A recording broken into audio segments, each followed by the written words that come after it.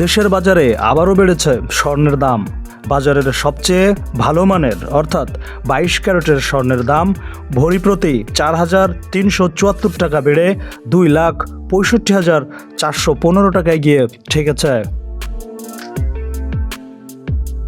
28 ফেব্রুয়ারি Bangladesh jewellers association বাজুচের এক বিজ্ঞপ্তি সূত্রে এসব তথ্য জানা গেছে। বিজ্ঞপ্তিতে বলা হয়, স্থানীয় বাজারে তেজাবি স্বর্ণ বা পিওর গোল্ডের দাম বাড়ায় স্বর্ণের দাম বাড়ানো হয়েছে। 28 ফেব্রুয়ারি থেকেই স্বর্ণের নতুন মূল্য কার্যকর হবে বলে জানিয়েছে বাজস। বিজ্ঞপ্তিতে বলা হয়েছে, এক ভরি 21 ক্যারেট স্বর্ণের দাম বেড়ে দাঁড়িয়েছে 2,53,342 টাকা।